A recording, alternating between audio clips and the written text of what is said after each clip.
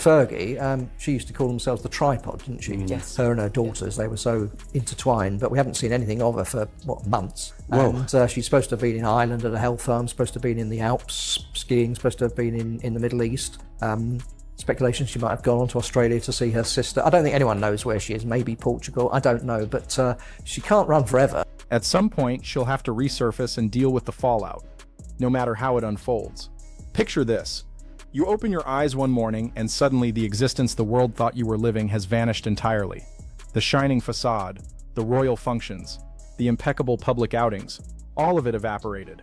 No more meticulously orchestrated photographs, no more rehearsed grins for the press. Everything has fallen silent. Now envision something entirely different, drifting from one temporary residence to another, maintaining minimal visibility, avoiding detection, even juggling several mobile devices out of fear someone might trace your whereabouts. That represents an enormous transformation.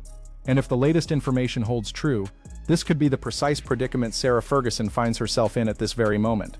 Before we continue, please subscribe if you haven't done so yet. Your support means everything to this channel, and you'll stay updated on all the freshest royal revelations and insider narratives. Welcome to Crown Aura, where we dissect royal drama layer by layer, and believe me, what comes next will leave you stunned. Hit that subscribe button now and stick around for the most explosive claims, dramatic developments, and constant royal coverage. Over the years, Sarah Ferguson became known for her resilience. Regardless of which scandals emerged, regardless of which controversies surfaced, she consistently managed to stage a return. Another chance always materialized. A media interview here, a philanthropic appearance there, a publishing contract, a public engagement, something that preserved her connection to fame. She's very, very obsequious to him because, of course, he's paying her debts. So she comes across as very cynical, as a liar. Here's a woman who made a career writing children's books and promoting children's charities. This built the illusion that she remained woven into that royal universe, despite everything that had transpired. Yet this time, something feels distinctly different. The emerging reports now describe a starkly contrasting reality. According to individuals reportedly familiar with the circumstances, Sarah no longer inhabits anything resembling the lifestyle people connect with her identity. Rather than recognizable environments and predictable schedules, she's allegedly relocating discreetly between various destinations, taking shelter in exclusive properties belonging to affluent acquaintances, individuals who prioritize privacy and avoid media attention, and the constant relocation itself captures attention. Reports place her in Dubai 1 week, Switzerland the following, then Ireland, then somewhere completely unexpected. The addresses keep shifting without any discernible logic. Indeed, one particularly remarkable element suggests nobody can pinpoint her exact location for extended periods, and these reports indicate this might be deliberate. Maintaining invisibility seems central to her current approach. And I think there's now even a greater case for that to happen. And I've always stressed that Fergie was very much part of the story. Then comes the information that truly sparked widespread interest. Certain accounts claim she's been operating 3 distinct mobile devices, alternating between them due to anxieties about surveillance. Whether this reflects genuine precaution or something more complex, it introduces another dimension to the narrative, and collectively, everything constructs an image that diverges sharply from previous chapters. Whether that anxiety stems from legitimate threats or mounting psychological strain remains unclear, but it still conveys an unmistakable impression. This doesn't resemble someone composed and confident. It resembles someone destabilized, wary, and committed to remaining undetectable, because this contradicts the persona audiences grew accustomed to observing. It's not the self-assured celebrity who formerly navigated scrutiny effortlessly. It represents the reverse, someone who appears vulnerable, marginalized, and resolved to stay concealed. Additional assertions suggest the psychological burden is becoming visible. One insider characterized her as appearing exhausted and less refined than previously. You know them much better than I do. You know, they have, you know, ostensibly very nice people, but to be caught up in this is very, very difficult for them. Well, I'll tell you who was at Royal Ascot last year. To remind you who was at Royal Ascot last year, it was Sarah Ferguson. And my memory serves me right, when all the carriages arrived, etc. Pretty sure we have a photograph of the King kissing Sarah Ferguson's hand. And welcome up at Balmoral for holidays, up at Sandringham for Christmas up until the last couple of years. Even so she at was the very Duchess much of Kent's funeral. Yeah, she was very much back in the fold and loving every minute of it, and now that's all changed. Stating she no longer projects the same sophisticated presentation that formerly characterized her public persona. That observation resonated, Because for Sarah Ferguson, presentation transcended mere fashion choices. It communicated control. Appearing graceful and polished signaled that circumstances remained manageable. When that carefully maintained image begins deteriorating, regardless of fairness, it communicates something entirely different. That's precisely why these accounts command attention, because they indicate a transformation extending beyond superficial changes, penetrating much deeper, and then financial concerns enter the conversation. The speculation surrounding finances proves equally startling. One report claims Sarah has discreetly approached friends, questioning how she's expected to navigate this crisis, even implying potential financial hardship. I think Beatrice usually called me one of those people that lives in adventure of the day. I live in joy bubbles. You know that I do. I sort of push the life, don't I? Another insider elaborated further, half joking.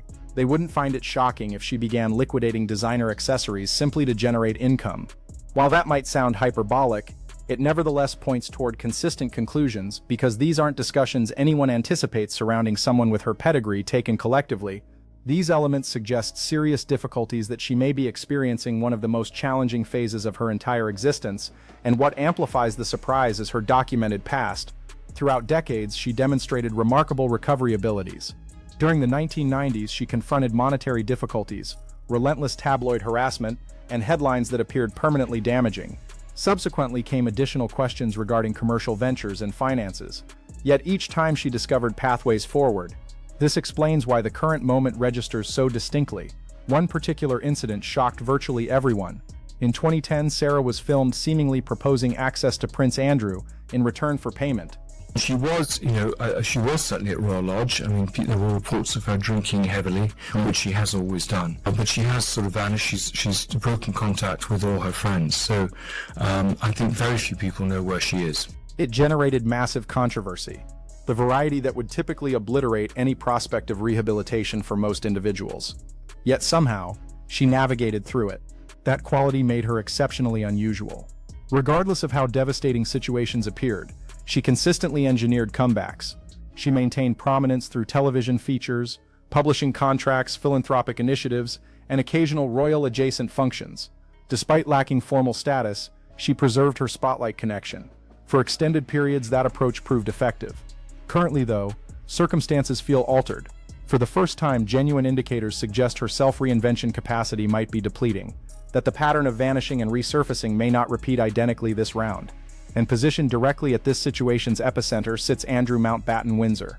Throughout decades, their relationship baffled observers, legally separated, yet profoundly interconnected, occasionally residing apart, but frequently presenting unified fronts, publicly supporting one another, even when surrounding events disintegrated. Again, what they're saying to him privately might be a different matter, but some of these stories are speculative. I mean, I wouldn't be surprised if they do go to Ascot. I don't think that's been, I don't think anyone really... They constructed a loyalty narrative that defied conventional expectations, and Sarah, specifically, remained beside Andrew throughout his most challenging episodes, even when doing so attracted condemnation and compromised her own reputation. Currently, though, according to those with inside knowledge, that bond may be transforming. If that relationship begins weakening, it represents a monumental development in this entire saga. Reports indicate they maintain communication, but the interaction differs from previous patterns, and if accurate, this signifies substantial change because throughout years, Andrew represented Sarah's most powerful remaining bridge to royal existence. Whatever transpired publicly, that link maintained her attachment, however tenuous, to the sphere she inhabited so long. If that connection diminishes, even marginally, the ramifications prove enormous. It introduces possibilities of complete separation from that establishment. Many attribute the genuine inflection point to the Epstein controversy. I'm afraid it's just another example of what Sarah Ferguson says in public is very different to how she behaves in private. That episode transformed everything. Andrew's 2019 broadcast interview inflicted substantial harm. Afterwards, repercussions arrived swiftly. Honorary military appointments disappeared. Charitable associations terminated, and public approval plummeted dramatically. Although the legal matter eventually reached settlement, the reputational destruction persisted. It endured. And everyone intimately associated with him unavoidably experienced that pressure equally. Sarah maintained her position throughout, demonstrating unwavering loyalty, despite inviting criticism herself. Currently, though, certain sources suggest her outlook may have evolved, And certainly that would... There's one story around a couple of weeks ago that Eugenie had cut all ties with her father, and I don't believe that to be true at all. I mean, I think behind the scenes, both Bea and Eugenie have been talking to both their parents, and much as they're embarrassed by them, and much as they're obviously very, worried about them, I don't think either of them are the sort of people who just cut them off. Claims circulate suggesting she feels excluded, isolated, and possibly bitter toward elements within the royal establishment. That following years of devotion, she's been relegated to outsider status. If accurate, it introduces deeply personal dimensions to current developments. What truly distinguishes this situation, however, involves the subsequent revelation, the identity of those she's reportedly seeking support from. They allegedly remain in contact, though not as previously. If this proves accurate, it indicates major transformation.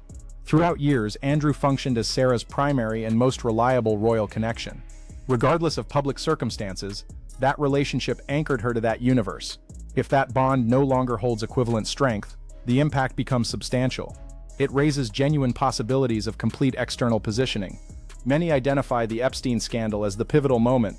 That incident altered everything fundamentally. Andrew's 2019 broadcast interview caused severe damage. Subsequently, consequences materialized immediately. Titles stripped, patronages eliminated, and public backing evaporating rapidly. Despite eventual legal settlement, reputational injury remained permanent. It attached itself to him and to everyone closely affiliated with him. Sarah stood there throughout everything.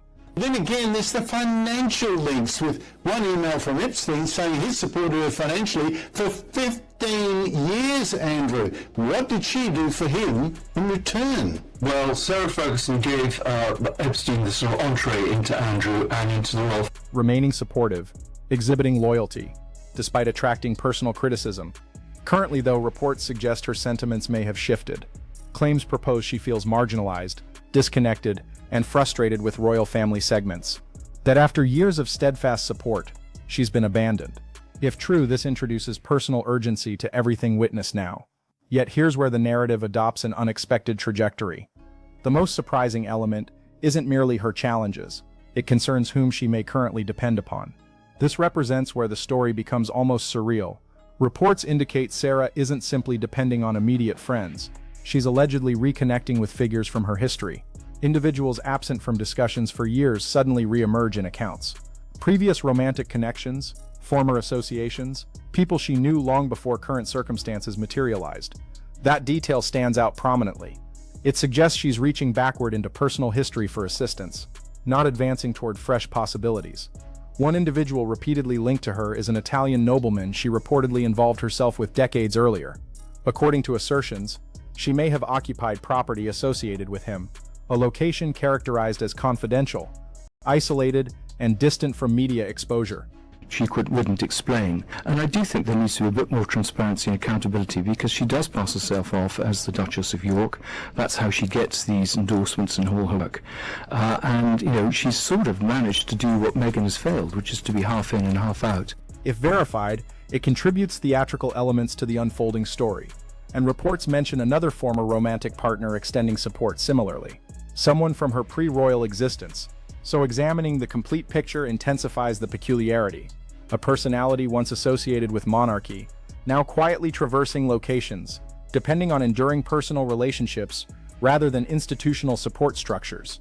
That contrast generates continuing attention because it emphasizes precisely how dramatically circumstances have transformed, from public engagement to private withdrawal, from established circles to personal networks, from prominence to almost total absence. And as additional details surface, the narrative increasingly resembles something substantially more significant than temporary difficulties. And as this continues developing, it increasingly suggests a critical juncture rather than merely challenging circumstances. When someone with her background begins relying predominantly on private assistance, it implies deeper underlying changes. Throughout years, Sarah functioned within dual realities simultaneously. Partially public personality, partially royal adjacent figure, she perpetually balanced visibility with autonomy, yet currently that equilibrium appears shifting. The public dimension is receding, and what remains proves considerably more private, considerably more uncertain, and that variety of transformation doesn't occur without underlying causes. I think people are mad. People were upgrading her, giving her free freebies, until pretty recently. And in some ways, you think that the spa has got an enormous amount of publicity because of her visit there. So, there's probably some method in their madness. There's also sustainability concerns depending on friendships, historical relationships, and provisional arrangements might function temporarily, but it doesn't constitute lasting resolution. That's what observers are beginning recognizing because this transcends merely her current location. It concerns where this trajectory leads. Does this represent temporary withdrawal preceding another resurgence? Or does it mark the commencement of a fundamentally different era, one where she permanently retreats? That ambiguity drives ongoing discussion. With Sarah Ferguson, expectations always included eventual returns, reappearances, fresh opportunities perpetually emerging. This occasion, though, that expectation feels considerably less certain. That's what distinguishes this particular moment beyond everything else. Currently, it's approaching a stage where everything seemingly builds toward decisive action. Situations like this don't remain suspended indefinitely. Eventually, something must shift. Some of them don't have the greatest reputation. One of their great friends, MBS, chops up journalists, so Sarah Ferguson is small compared to some of these people. Either she re-enters public consciousness and reconstructs the narrative, or the separation continues, and this quieter existence becomes permanent reality. That represents the crossroads, and it transcends mere visibility concerns. It involves fundamental identity questions. Throughout years, Sarah's identity connected intrinsically to being observed, acknowledged, and engaged. Whether through media, charitable activities, or public functions, presence remained constant. If that presence disappears sufficiently long, audiences begin redefining their perceptions. And that transformation can accelerate unexpectedly. There's also the reality that public fascination shifts rapidly. What formerly guaranteed coverage doesn't perpetually maintain equivalent influence, so if re-emergence will occur, timing proves critical. Extended absences increasingly complicate re-entry at comparable levels. That's why this moment carries such significance, because it transcends present circumstances. It concerns subsequent developments. Will there be definitive comeback moments that reset everything? Or will this quiet phase persist, gradually reshaping how her narrative gets documented moving forward? They had to walk straight to the front. It had to be all about their status. So that's a separate thing. And my book does delineate a lot of very concerning issues about Sarah Ferguson. How serious is the Salman Turk High Court case in 2022, when she had large sums of money being paid to her which no one could. That question looms over everything presently. The critical question now becomes this: does this represent temporary withdrawal, or something profoundly more substantial? Is Sarah simply stepping aside, remaining invisible until attention dissipates, awaiting optimal moments to reinvent herself once more? Historical precedent certainly demonstrates she's accomplished exactly that previously. Or does this represent the moment where everything finally transforms fundamentally? The juncture where the royal sphere she spent years attempting to remain connected to has quietly progressed without her. That's what makes current circumstances feel distinctive. Emerging details now construct considerably darker pictures than anything previously witnessed. I think it's so important that I can sit here very authentic now, because I have really pushed them. And I think it started when Mum went to live in Argentina. I was 70 or something, and I was 12. And so I must be worthless for my mum to leave. Multiple communication devices, perpetual relocation, depending on historical relationships for survival, questioning close associates about navigating difficulties. Everything suggests circumstances far exceeding simple discretion. That's why people are monitoring developments. This doesn't resemble preparation for triumphant return. It feels uncertain, unpredictable, and unresolved. What's your assessment of actual circumstances? Has Sarah Ferguson been sidelined despite years of loyalty and commitment? Or are past choices finally generating inevitable consequences? Share your perspectives in the comments section. If you appreciated this analysis, remember to like, subscribe, and share, ensuring you never miss subsequent royal updates.